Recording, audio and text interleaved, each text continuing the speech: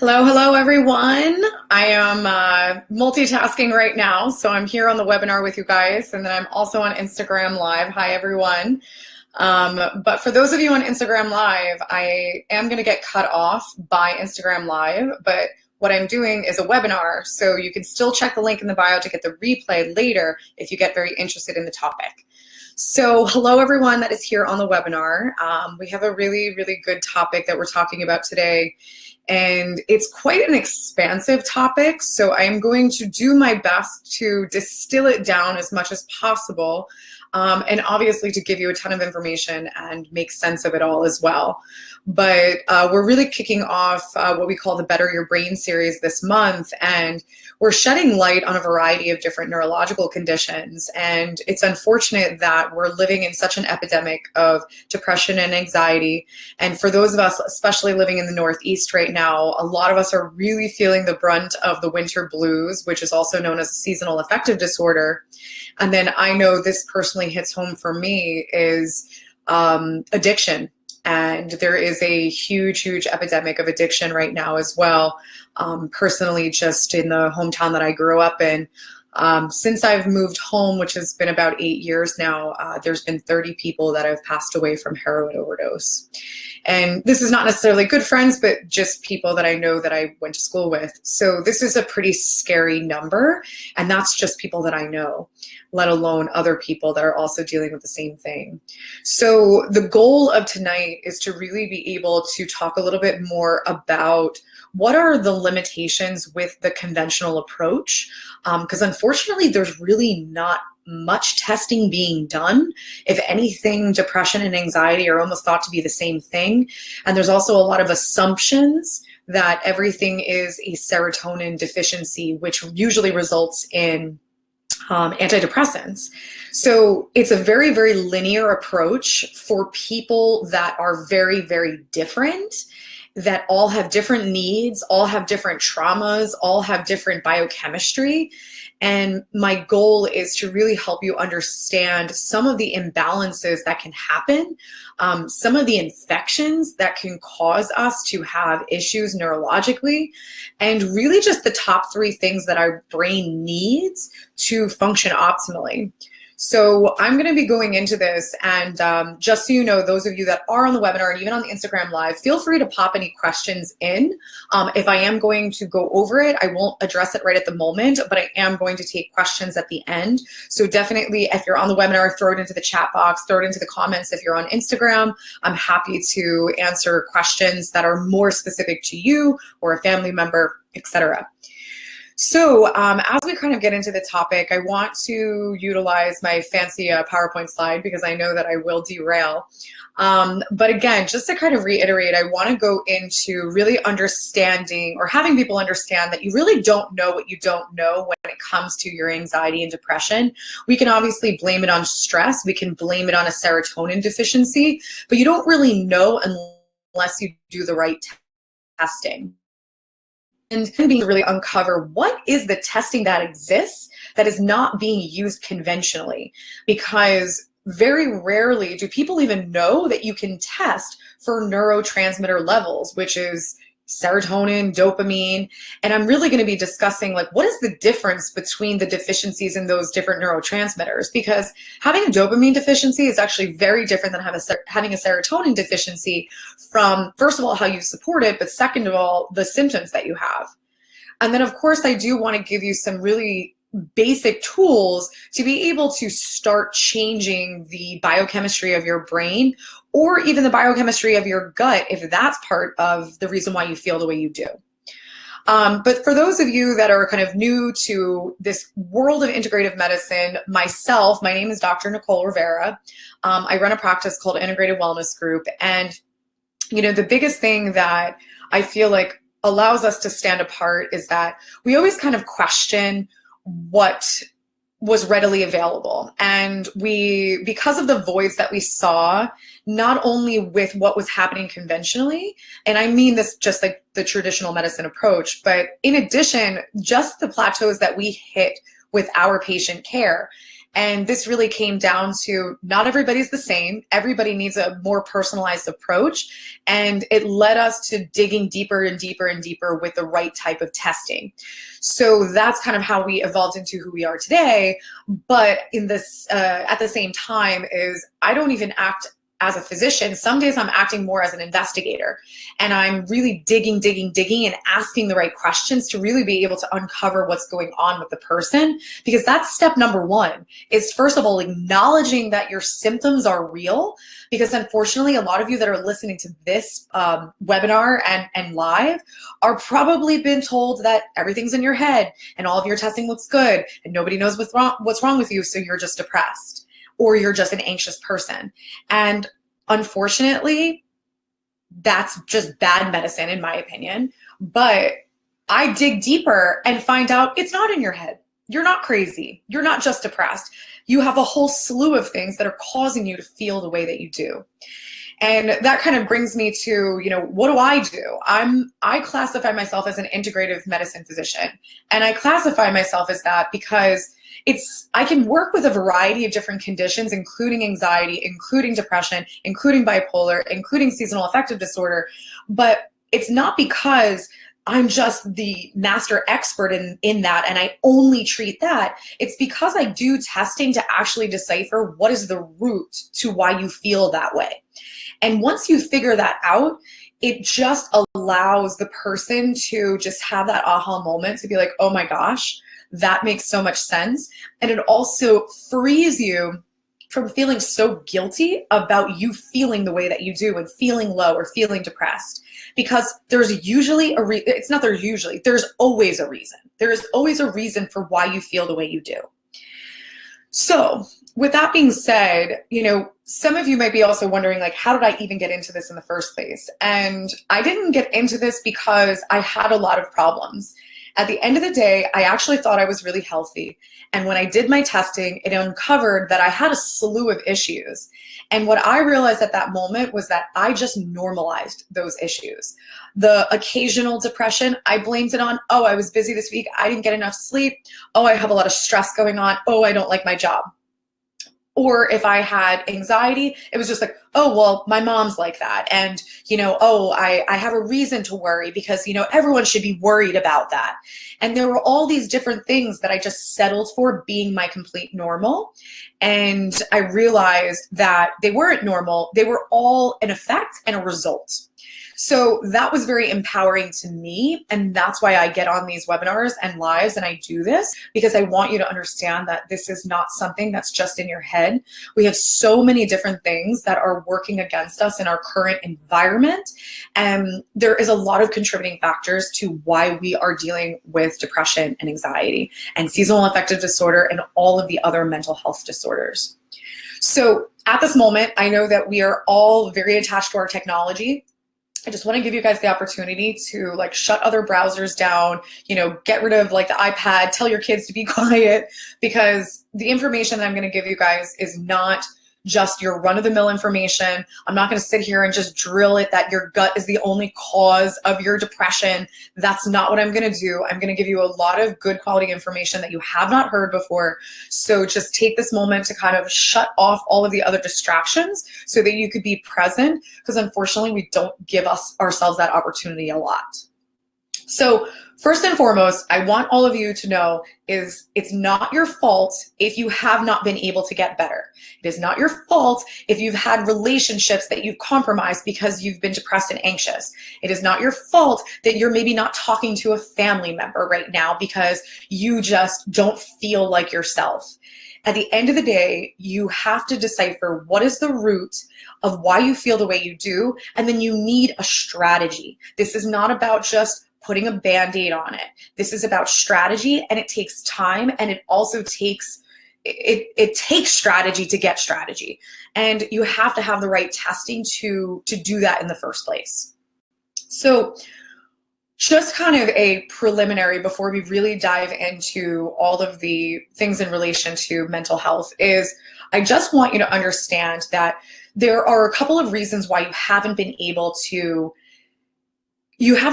get the answers. And I'm going to just kind of lead with that the fact that our entire system is built on specialists and experts is segregating out your mental health from all of your other body systems. And that's not in reality how it works. You can easily have a variety of different mental health issues, maybe if they come and go, maybe if they're there all the time, that are due to infections, that are due to your circulation, that are due to your blood sugar. How many of us get hangry if we didn't eat for a while? And we think, oh, well, I just need to eat, so no big deal. That's actually a warning sign that you're having massive pancreatic stress that is not giving your brain glucose. So the fact that we have to work with all separate specialists to deal with our blood sugar issues, as well as our cardiovascular system, as well as our neurological system, and then our mental health, that is never going to serve us, and it is not going to give us the root cause to why we feel the way we do. And the basic, most simple example is that 90 to 95% of your serotonin is made in your gut. So if you have a gut problem, you go to a gastroenterologist. But if you have a depression problem, you're going to go to a psychiatrist or a psychologist. So to think that those systems are completely separate is bad science. And the other question that I get on a regular basis excuse me, is why doesn't everybody do what you do? Why doesn't everybody look at the body the way you do? Why doesn't everybody use this technology? And at the end of the day, I think a lot of us know that medicine is for profit, in the US especially. And when you're talking about the way the system is designed, is the system is designed on chemistry. So the most basic thing that we do on an annual basis is get blood work. Blood work is a chemistry-based test, because if your chemistry is altered, compromised, off, whatever you want to call it, then the way that we are going to essentially try to put it back into range is by manipulating that pathway with chemistry, which is pharmacology. So the whole system is based off of broken chemistry gets fixed with chemistry, which is the foundation of medicine in the US, which is drugs. So when you step outside of just relying on that, there's this whole other world of integrative medicine, and you realize there are many, many strategies out there, or I should say many tools out there, but the biggest thing that we do is create strategy with the resources that exist. And that is super, super important, because maybe you do need an antidepressant, but to think that that's going to solve your problem and that you're just going to numb yourself and not deal with your underlying trauma, that's not going to serve you in the long run. And I'm also going to talk to you about neurotransmitters like serotonin. They have to be in perfect balance. If you have too low of serotonin, you're going to have depression. If you have too high of serotonin, you're going to have anxiety. So for us to think that we could just pound these medications over the long term, and don't be wrong, this is not your fault. Like, you're just being told this is your solution. But when you look at serotonin toxicity or excess serotonin, that actually leads to anxiety. So we need to get away from this concept of the one pill or the one size fits all treatment, because this is what's gotten us in trouble in the first place. So I want to tell you a story. And I think this is really relevant for more of the information we're going to talk about. So I had a patient, and this is many patients, but this specific woman, she, I had to actually get on a call with her to even get to the office, because she's been to tons of doctors, and she was just like, I don't really have any hope left. You're kind of my last resort. And I don't even really know if I want to come, because I can't imagine you're going to do anything different than what I've had done already.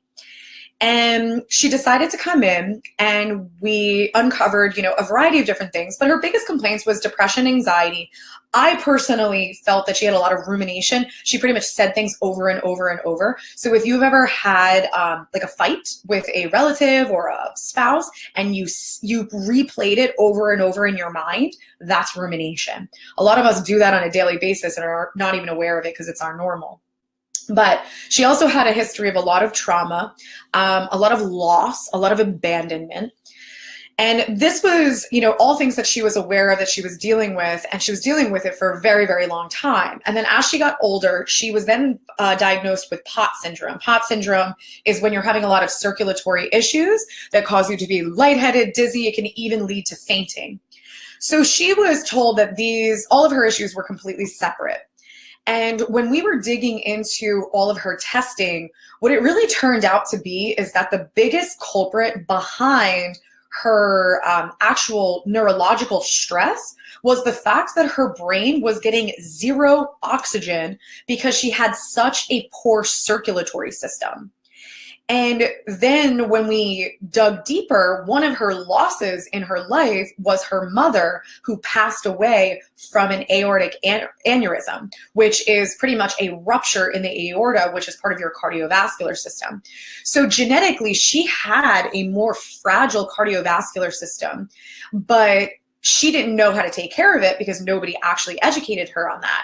So she had these long-standing issues that wasn't allowing for her to get proper blood supply to the brain, which changed her neurotransmitters and caused her to actually be depressed, anxious, and also just replay her trauma over and over and over in her mind.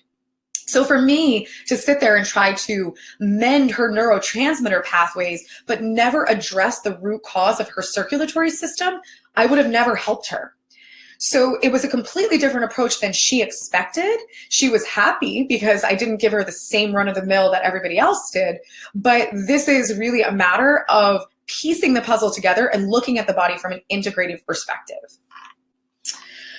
So one of the most fun things about my job is I get to blow minds every day. I usually love when I get to see at least one mouth drop a day. But I think that a couple of really important things about this topic is, number one is depression has many faces. And those of you that are listening probably know that. You know, you can have someone who completely can't get out of bed. There's other people that are fully functioning but are kind of depressed behind closed doors. There's other people that just stuff it down and suppress it and internalize it. And then there's other people that just lash out when it gets too much. And a lot of times too is we kind of confuse depression and anxiety, or those terms get used interchangeably. And we think that they're the same thing, or we get told that they're the same thing, when in reality, they're very, very different. We also think that addiction runs in our families and that it's genetic and it's just lack of discipline and poor behavior. And there's actually a root cause to addiction that stems from imbalances in the brain. And another thing too is a lot of our programming clouds our confidence and it makes us very reactive. How many of us have had a reactive situation that we got super annoyed at something somebody said? You know, we're like, I'm not going to hang out with them anymore. I don't like them. I'm going to ignore them. This person's written off. And, you know, one of the most fascinating things that I felt like was very liberating to me in this, evolution of my life is, those judgments and resentments that we have towards others are really just a matter of us instilling our value system onto them, or them instilling their value system onto us and us being annoyed about it. So at the end of the day, we are always going to have people in our lives that are there to challenge us, and we're not going to always be around people that have the same value system. And that's okay, and we need to understand that. So if you inject your values onto someone else and you tell somebody how they should eat and how they should live their life, they're going to be resentful to you and they're going to lash out at you. And the same thing, it goes the other way. If you're being highly triggered or affected by someone, it's because they're instilling their values and you're being triggered by that. And, at the end of the day, you just have to sit back and be like, that's cool that that's your values. It's not mine, but thank you for your opinion. Because at the end of the day, it's all people's opinions. And unfortunately, especially for those of us that are on this webinar or on this live because our kids are suffering with anxiety and depression, we are living in this digital world that there's a million comments and people can say whatever they want and they have their keyboard confidence. And, I had a conversation today that's your opinion. That's great that that's your opinion, but everybody's entitled to one, but it doesn't necessarily hold validity in my life, and it shouldn't hold validity in your life. Everyone is entitled to their opinion, and at the end of the day, it's just an opinion. It doesn't define us. So really coming back to more of this biochemistry piece and some of these physiological things that we can be dealing with that are affecting our neurological system is your brain needs three things. And those three things, one of them is stable blood sugar.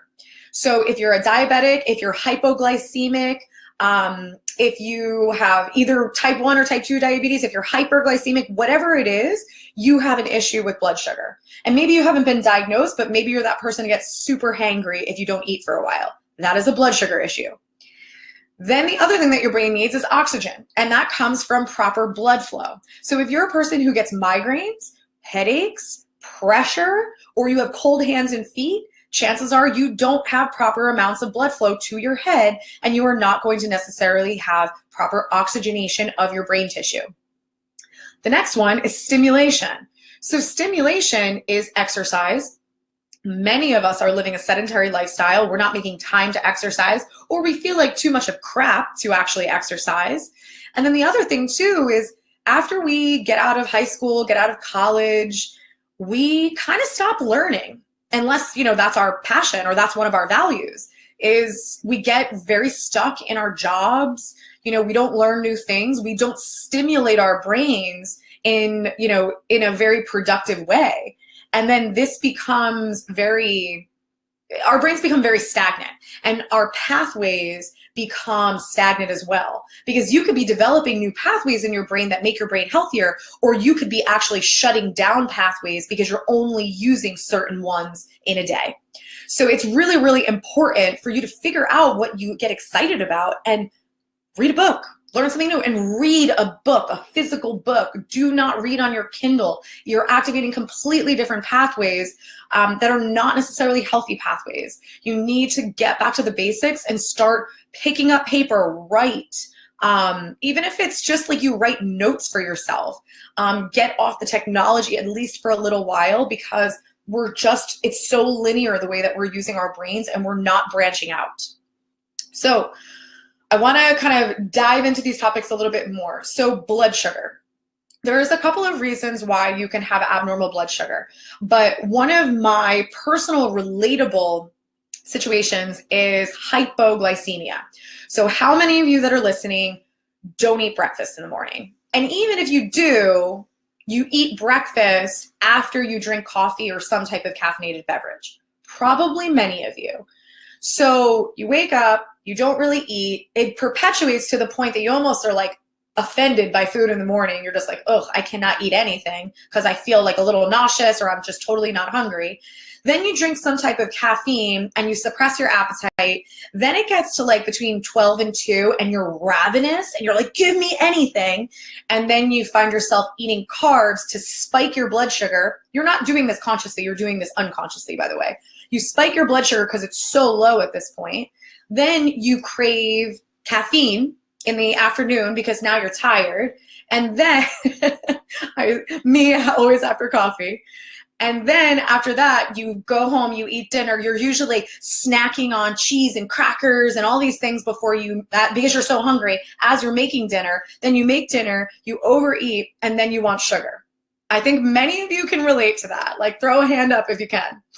And so this is something that we call hypoglycememia.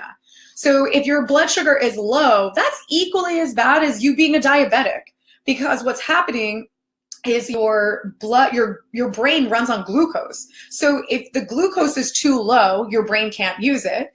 And then if you're diabetic, you become insulin resistant, meaning your insulin is what allows your brain to use the glucose. And now the insulin doesn't work, so your brain can't even use the glucose. So now you have a bunch of glucose floating around in your blood, just causing a boatload of problems. So it doesn't matter if your blood sugar is high or if your blood sugar is low, it is going to cause massive problems to your brain. And they found that in diabetics, your brain is shrinking, AKA it is degenerating. So it is no joke to be a diabetic. I can't tell you how many diabetics I work with, and they're just like, oh, I just take my medicine, and that's it. And I'm like, literally, you are on your way to dementia. And I know that that is a harsh reality, but that is reality. So for your kids who are eating like crap, and you're like, oh, it's too difficult, I can't deal with it, they have a picky diet, they're eating sugar, processed food, everything's out of a box, they're going to Chipotle. Yeah, Chipotle is not that healthy. They're just constantly eating sugar and carbs, and you think, well, they're young, their bodies are more resilient. They're literally deteriorating their brains. And this is why we have so much ADD and so many learning disabilities, and we have autism, and we have Asperger's. Don't get me wrong, there are a lot of reasons for these things, but sugar is definitely a recipe for disaster. So in addition to that, some other things that cause pancreatic stress also comes down to your gut. Your pancreas is part of your gut. So if you have infections in your gut, maybe you have IBS, maybe you have indigestion, heartburn, you could easily have infections that are now affecting your pancreas that are throwing off your blood sugar. So it's not always about what you put in. Sometimes it is just about the stress that your pancreas is under because of infections. And that is very, very common. Oxygen. So again, I already kind of gave this away. If you have low blood pressure, if you have migraines, if you have headaches, if you have visual issues, if you have ocular migraines, if you have dizziness, if you have vertigo, if you have cold hands and feet, chances are you have blood supply issues to your brain. Your brain is not getting enough oxygen. Oxygen and glucose are the two nutrients that your brain needs, and this is going to cause you to be foggy and depressed and anxious, and that could perpetuate into bigger things later, like schizophrenia and bipolar and seizure disorder, etc. So this is no joke about getting proper oxygenation to your brain. And one of the very simple things is doing something like yoga that puts you in an inverted position that allows your blood flow to work with gravity to get to your head. This is something that's super simple, but obviously, if you have Raynaud's phenomenon, you probably have a very significant cardiovascular issue that is not being diagnosed properly because it's thought that Raynaud's just happens and it's no big deal. But think about it. Your hands and your feet are farthest from your heart. Not only is your brain far from your heart, but also your blood has to pump against gravity. So getting your blood into your brain is actually more difficult than you think. So if you have any type of roadblocks, or you have, a poor heart muscle or anything like that, that is going to make it even more difficult. So stimulation, again, we've kind of scratched the surface on this, is, some of you might be relating to this. If you drive a long distance, maybe you drive 2 hours, 3 hours, and you get really fatigued, like physically fatigued, that is not your body, that is your mental fatigue. Because if you're someone who doesn't drive a lot and then you drive this long distance, you're activating pathways that are not stimulated, and you're getting massive neurological fatigue that is actually manifesting as physical fatigue. So this comes down to you're in the same groove every day. You're not doing a new type of exercise. You're not doing a new hobby. You're not getting out and learning something new. You're just in the day-to-day, same job, boring, same tasks. And you're literally going to have a huge portion of your brain that is not being stimulated, and then other parts of your brain that are overly developed that can lead you to being anxious and depressed, because certain pathways, depending on what they are, especially if you work on a computer all day, you could be strengthening pathways that induce more negative behaviors and feelings. So it's important for you to branch out and stimulate your brain in different ways. So the role of toxicity is also significant in this. If we think about just anatomy, our mouth is very close to our brain, and we are dealing with fillings in our teeth. We're getting fluoride cleanings. We're getting root canals, which is dead matter in your mouth, receding gum lines, bleeding gums. All of these things are toxic to us, and this can get into the nerves of your face, which can then go right back into your brain. So if you have a boatload of silver in your mouth, chances are you are having some level of mercury that could be affecting your neurological system as well. So this is not just about the oxygenation, stimulation, and glucose or blood sugar. This is also, we live in a very, very toxic world. And we need to consider this piece, because I know for me, I was extremely toxic with mercury, and it had nothing to do with fillings in my teeth, because I still to this day have never had one, but I was a pescatarian for 10 years and all I ate was fish. So I primarily ended up giving myself mercury toxicity by consumption of fish. So if you haven't learned by now, you don't know what you don't know, because I would have never known that I had mercury toxicity if I didn't test it. And that's not a conventional test. Nobody's testing that in your blood. Nobody's testing that when you go for your annual checkup. But these are very real things that I see a lot that are a huge culprit behind our brains being stressed. So the point of all of this is we need to take a step back. We need to acknowledge what we are accepting as our norm, because if we feel depressed and we go as women, oh, well, it's just around my menstrual cycle. This is all not normal. Feeling depressed, feeling anxious, having addiction, none of these things are normal brain function. And we need to stop settling for it and just thinking that there's something wrong with us. Oh, that's just me. Oh, it runs in my family. It's just genetic. Because there is so much out there that we can actually do about it. So some of the top myths that I personally feel like are in relation to mental health is, one, depression is always caused by a serotonin deficiency. Addiction is solely behavioral or even genetic. Anxiety is genetic or hereditary. That you've had the proper testing for your mental health issues, and that you have no control over your mental health.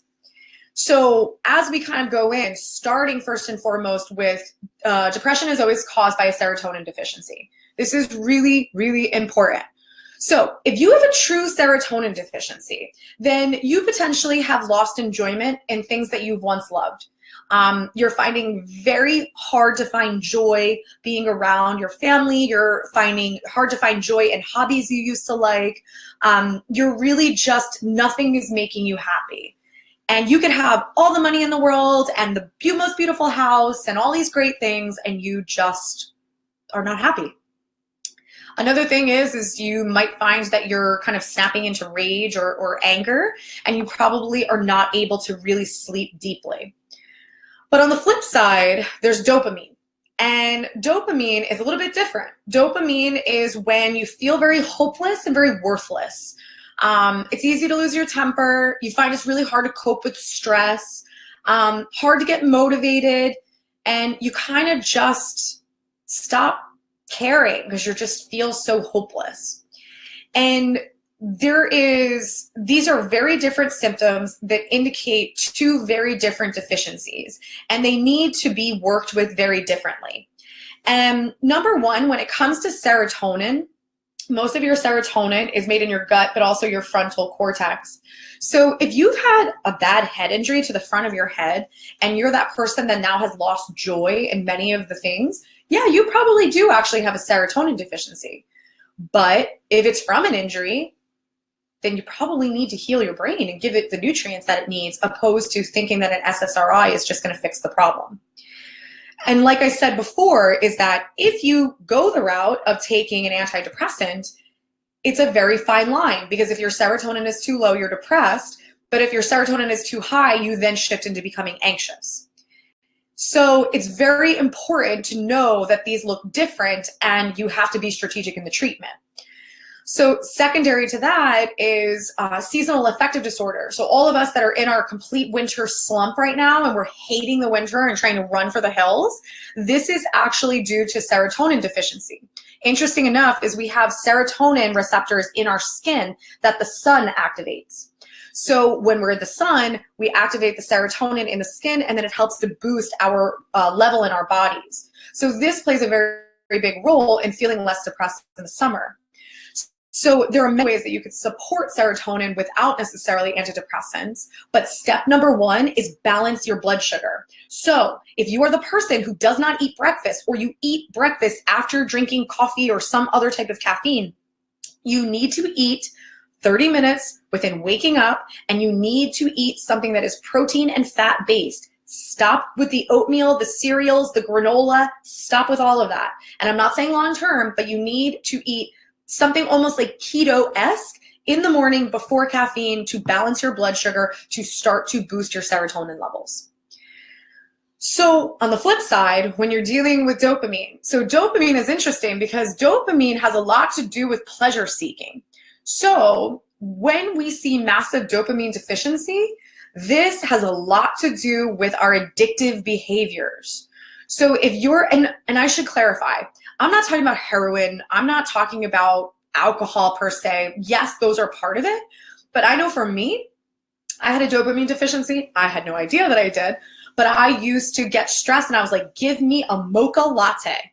So it doesn't need to be drugs or cigarettes or wine, but it could be sugar.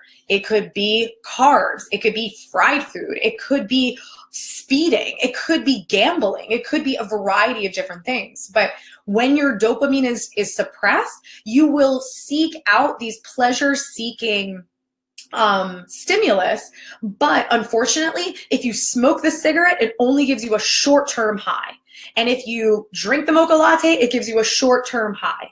And that's why you're always going back for those same types of pleasures. So it's a matter of, if you can get your dopamine boosted, then you don't necessarily, you can move away from those addictive behaviors. So the other thing, again, the same way serotonin, if it gets too high, it can make you anxious. If you have dopamine become too high, you can actually develop like psychosis or schizophrenia. So it's very, very important for you to understand this no matter what route you go. If you go pharmaceutical route or if you go natural route, is anytime you're working with the neurotransmitters, it should be heavily regulated, and it also should never be permanent or long-term, because once you're able to fix the root, so maybe that's the oxygen, the blood flow, maybe it's the blood sugar, that will then allow your brain to function more optimally. So the other thing that your dopamine does is it regulates your prolactin. So there are some women that get, they have trouble with breastfeeding, and that's a prolactin issue, and it can be stemmed from dopamine. And then there are other people that have pituitary part of your brain enlargement, and that also comes back to dopamine deficiencies. So there is a lot of trickle-down effect that happens from these different deficiencies and imbalances. So I want to tell you a story. Had a patient, she had constipation for about 10 years. As we took the history, turned out that there was anxiety and depression in the mix as well that was going on for almost the same amount of time.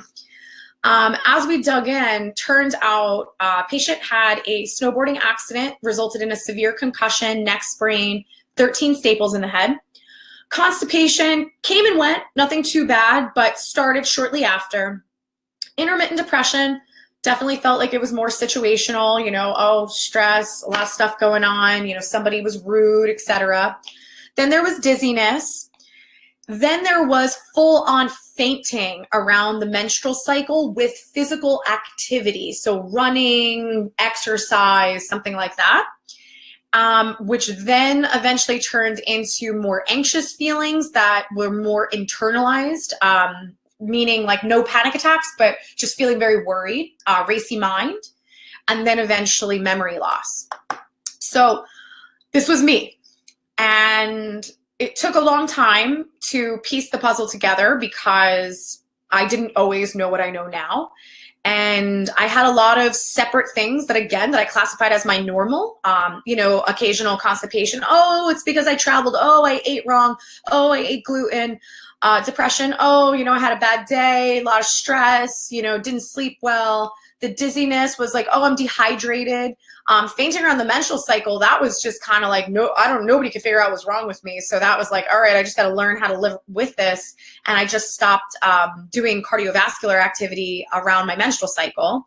The anxiety was nothing that I ever probably would have admitted out loud, but had tons of internal worry, you know, racy mind, couldn't sleep well.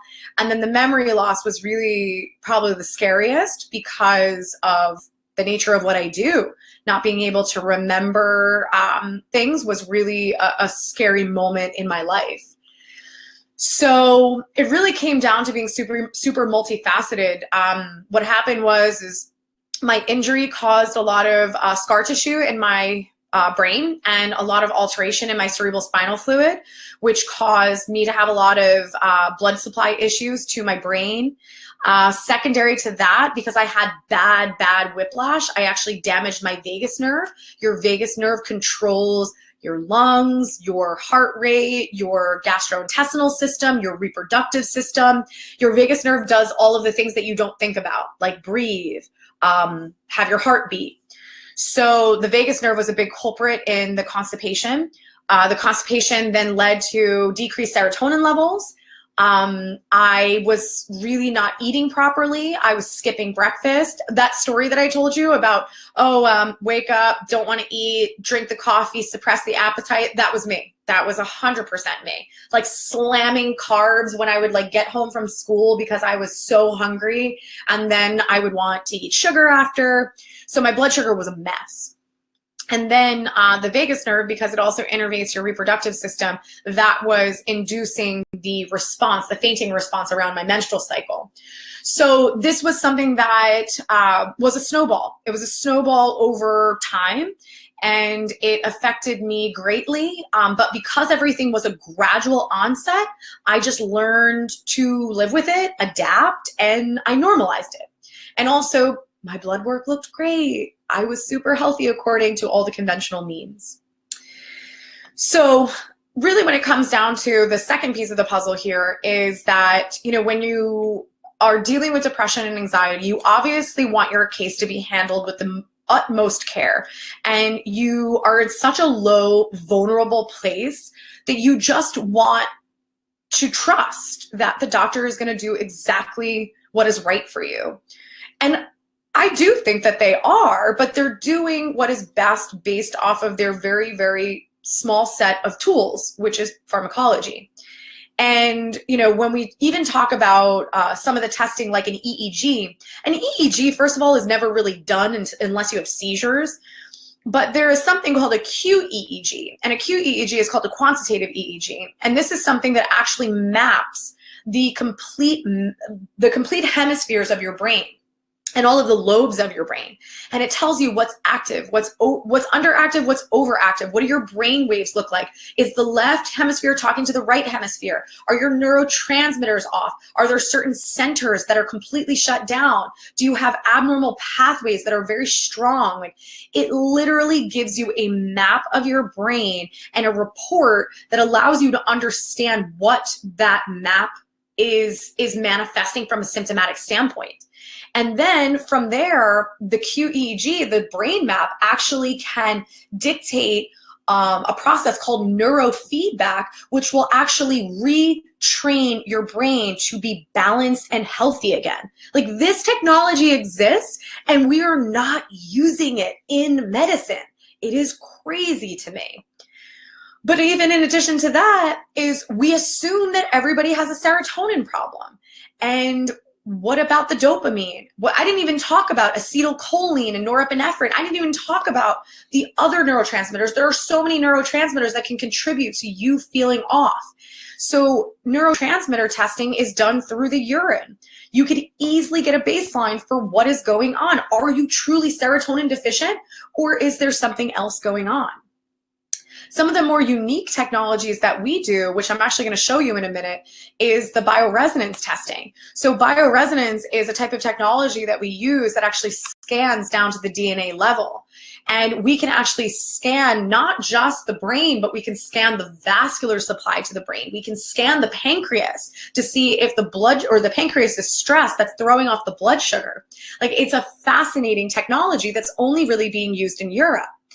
So with that being said, I actually want to give you guys a visual because it's hard for me to like really do it justice. So I'm not going to be able to talk as I show you. It's only about like 15 seconds. So I'm going to just play this and let you guys take a peek.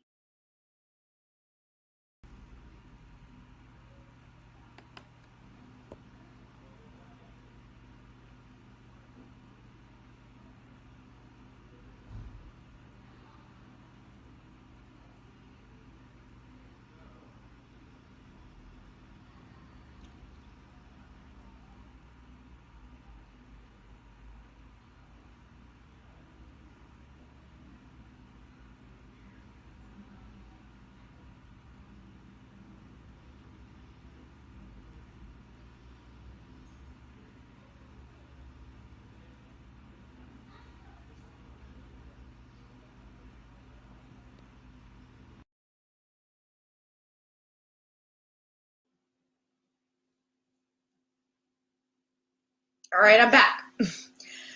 So if you saw the last thing there, that was in relation to the veins of the brain. So it's really fascinating because you can actually get a baseline to look and see, is the blood actually flowing? Is this person's brain getting proper oxygenation?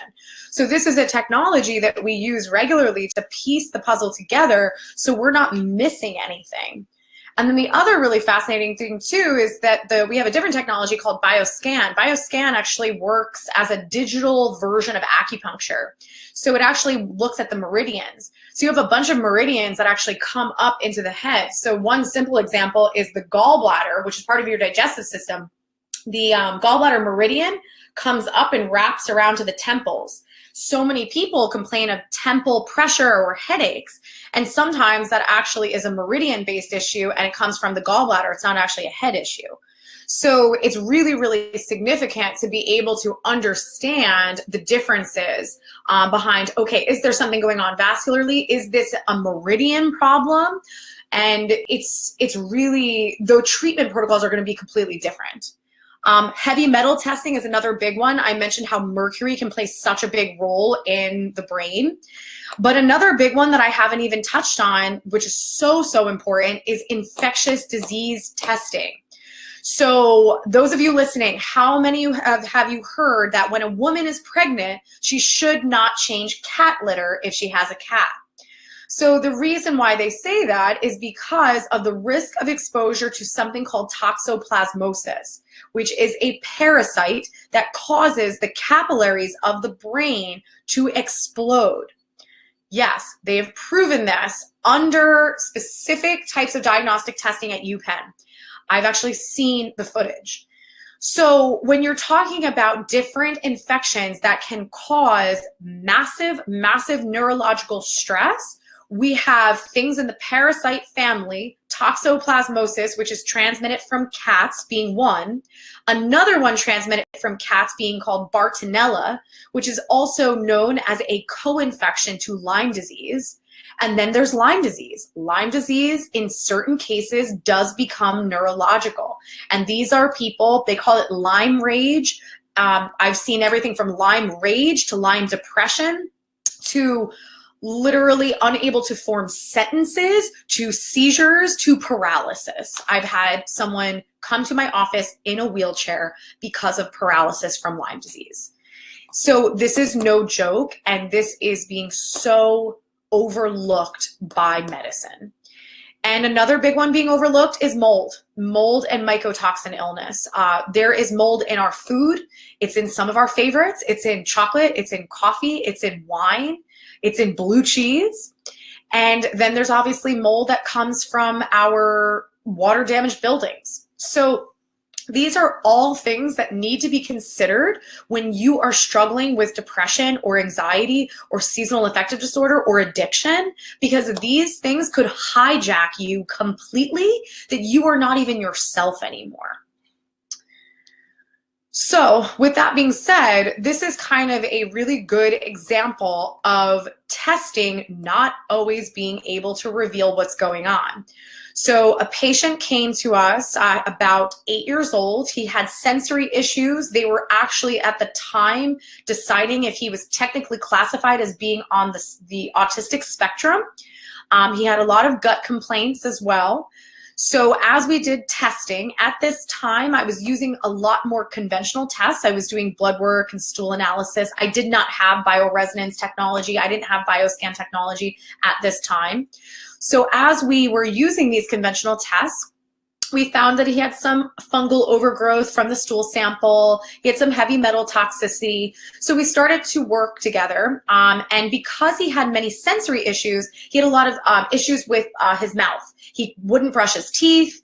His mom found it impossible to try to give him any type of tinctures or supplements.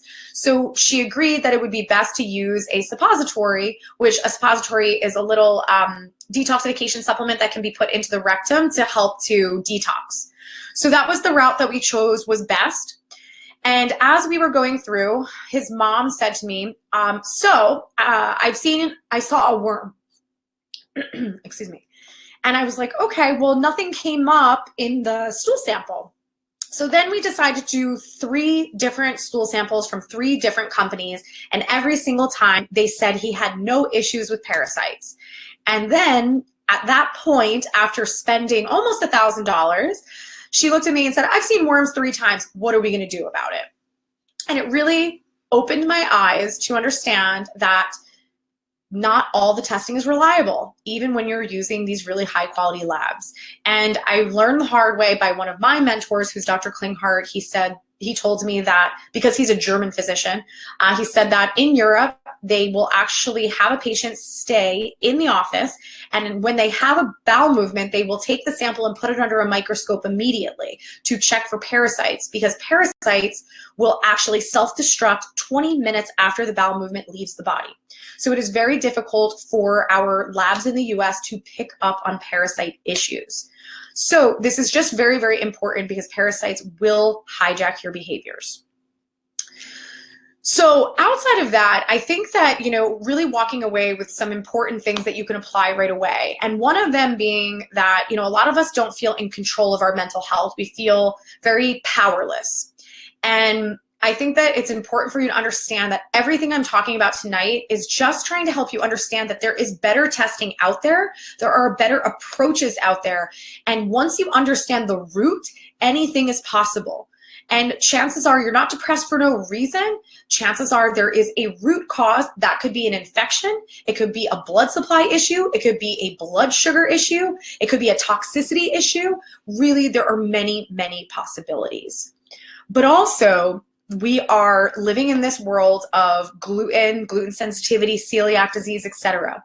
I will tell you that gluten is not always going to cause a stomach ache, but if you start paying attention, you might notice that when you eat gluten, the next day you are depressed, or you are tired, or you are foggy. So it's not always about, did this make my stomach hurt? You have to start looking at, did this affect me neurologically? Because chances are it is. You have to eat breakfast. You have to eat breakfast. 30 minutes of waking up has to be protein and fat, and you also have to do it before you drink any caffeine. If you make that one simple change, I guarantee you, you will start to feel better. Exercise. I know that some of you are you're so tired, you feel so low and so hopeless that exercise sounds like the biggest task in the world. Maybe it's not about doing physical exercise. Maybe it's about just learning something new. Maybe get yourself a good book, something positive, something that you can grow from, take something valuable away. It's not always necessarily about just exercising your physical body. Once you feel good enough to do that, that will be great. But it's just about even exercising your brain to learn something new. So at the end of the day, the most important thing for you to take away from this is that very rarely do things manifest like the textbook. And especially when you're dealing with mental health and you're dealing with an array of different experiences. Everybody has had a different upbringing. Everybody has had different experiences. Some of us have had significant trauma. Some of us just feel ashamed of our past. Some of us feel abandoned. There's so many factors, let alone if we have Lyme disease, let alone if we have parasites, let alone if we have toxicity because we have a boatload of silver fillings in our mouth. There's so many factors to be considered. So for you to think that you are the textbook of depression, chances are you're not. And if you don't fit the textbook, then how do you expect to be treated with the textbook recommendations? It's time to look beyond and ask for more. So one of the things that I think is important to establish is really this old model versus the new models. So you can clearly see that when I listed out some of these tests that I think are very, very valuable to mental health, I didn't just sit there and list out all of these biochemistry-based tests. I didn't sit there and just say, oh, just test for heavy metals, just test for infections, just test for B12 and folate and MTHFR. This is about going beyond that. This is about looking at the person's emotional health, looking at their environment. Do they hate their job? Do they hate their spouse? It's about looking at their meridians. It's about looking at their gut. It's about looking at so many different factors. And when I started practicing, I was functional medicine, and I did a lot of more comprehensive tests. I tested for heavy metals, I tested the stool samples, I did all those things, but I still hit plateaus. And that's why I have moved towards this concept of integrative medicine. And it's not just about the testing, it's also about the approach. There are some people that I work with that are severely depressed, and they literally just go through and do some detoxification, get the crap out of their body, and their mood completely stabilizes. And then there's other people that they just need to work on their meridians and they get better. Every single person's approach is completely different. And I have, with the way that we do testing, I have the ability to know what your body needs, opposed to assuming and opposed to using trial and error, which is a lot of wasted time and a lot of wasted money. So people always want to know, how do we work with our customers or our patients? And I will tell you, we serve people. We've been in this since day one to serve people. We do not serve insurance providers. We would never be able to do the work that we do if we did. People are definitely welcome to use their out-of-network coverage and use their flex spending accounts and health savings accounts and all of those amazing things. But when it comes to being able to be fully in network, unfortunately, it's just not possible right now. And we would not be able to spend the time. We would not be able to dig deeper. We would not be able to use these really amazing, accurate technologies that we do. So it's definitely about serving the people and giving you what you need, because at the end of the day, most of the people I work with, they just wasted a lot of time and a lot of money and haven't had any answers. And I feel like we forget that healthcare is supposed to be about answers and solutions. We settle for little to no answers, and we settle for a blanketed solution, a linear solution, a one-size-fits-all solution, and we need more. So this is really our approach to figuring it all out. We use a variety of different technologies that test for everything from chemical sensitivities, environmental sensitivities, food allergies. We look at the DNA, down to the DNA level. We look for infections. We look for mold. We look for heavy metals, mineral deficiencies, vitamin deficiencies. And then one of the absolute best things that we do is something called autonomic response testing. And the reason why I wanted to specifically talk about this is because one of the things that make us stand out or set us apart is that we don't just do all this fancy testing and then give you the same blanketed approach. We actually use this specific modality to figure out what supplements, what herbs, what remedies, what therapies does your body need to get better. So you may have been listening since we, early on and heard about the brain map, the QEEG and the neurofeedback. And you might be thinking, oh my gosh, that sounds amazing. I think I need that. We're going to test you. Do you need that? Or do you need to detox? Or do you just need a dietary change? It's really a matter of what does your body need and what does it need now? So everyone is different. Everybody has different needs, and you need to be specific so that you give the person what they need.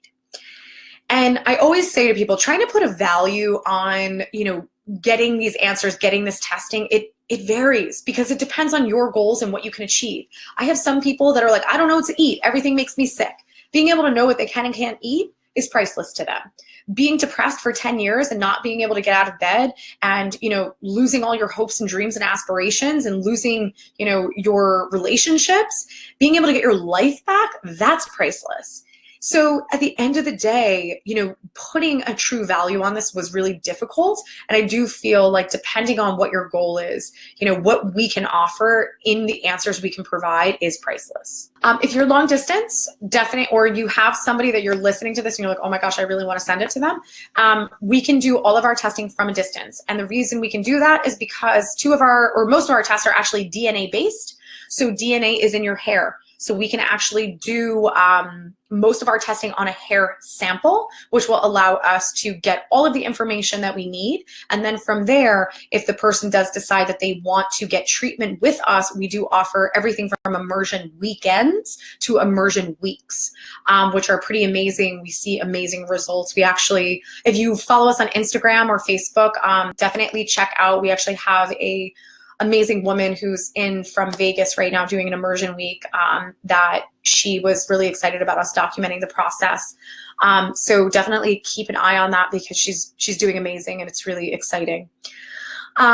So again, the reason we do this unique onboarding process is so that we can save you in the start of this process, because the last thing we want to do is have you spend a boatload of money on testing and then not be able to get care. Most importantly is getting care and getting better. But thank you guys for being here. And I really, really hope that you can share this with others, because I know that it is an epidemic of depression and anxiety. And it is like, literally, it just breaks my heart when I hear, I'm getting like choked up.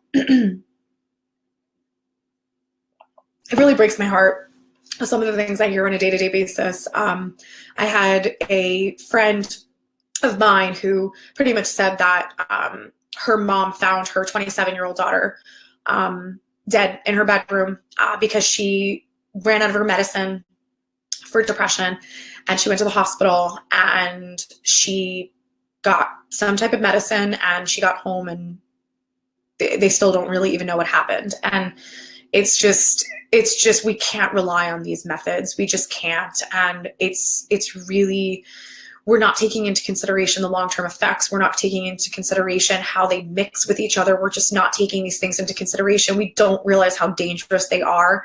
And we're putting kids on them that their brains are not even fully developed. And then on top of it, we're exposing kids to massive stress with this comparison game of social media. We really need to start thinking about these things and almost getting back to basics and being able to disconnect and spend quality time with each other.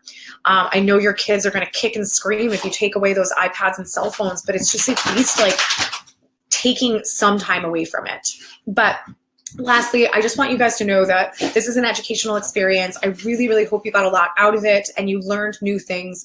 But at the end of the day, when you figure out what is the cause of your mental health issues, that's really when this becomes a breakthrough experience.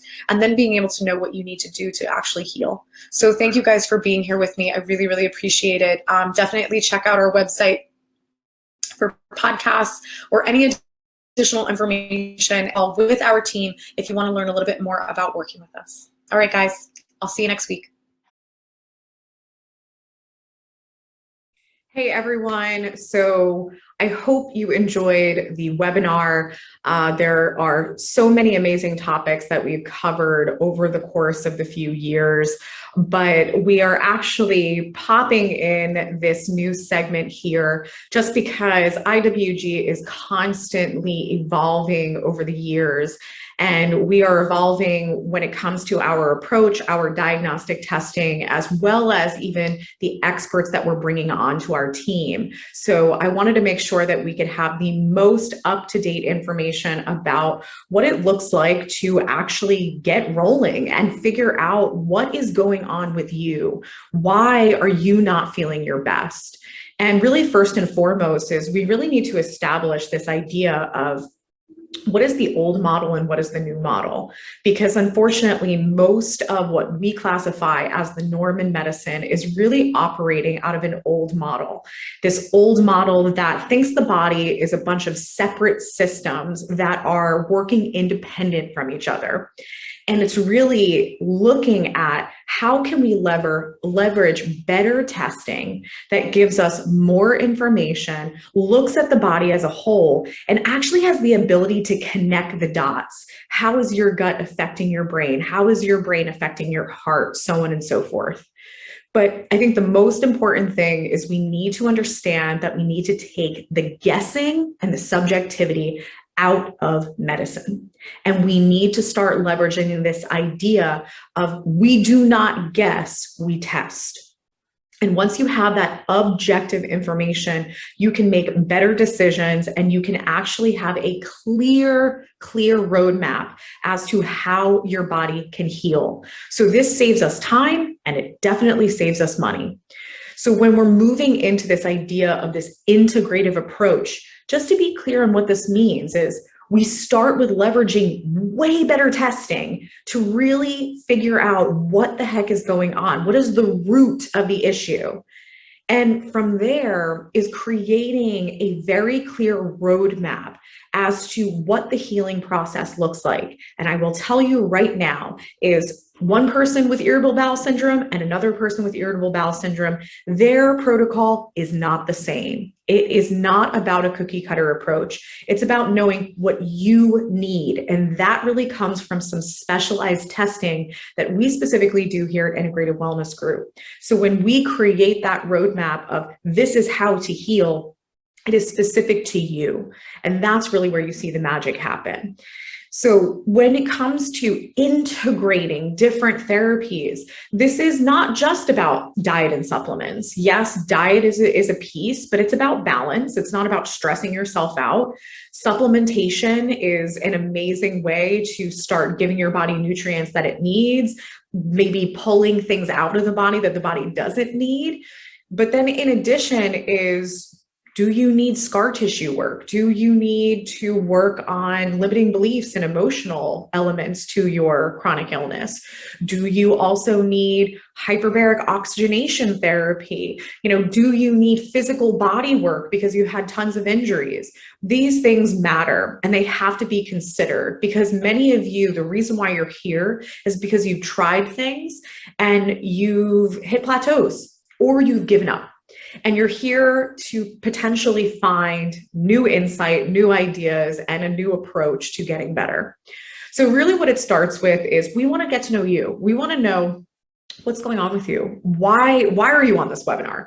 And what are the limitations that you're still hitting with your health? And that starts with a strategy call. So we have an amazing team and we hop on a call with you just to learn a little bit more about what's going on and to see if we can help. We're very, very transparent on who we can help and if we are a fit for you as well as you are a fit for us. So this is not about necessarily everyone come one, come all. It's really, is this a fit so that this could be a mutually beneficial relationship? And our strategy calls are amazing for being able to decipher that.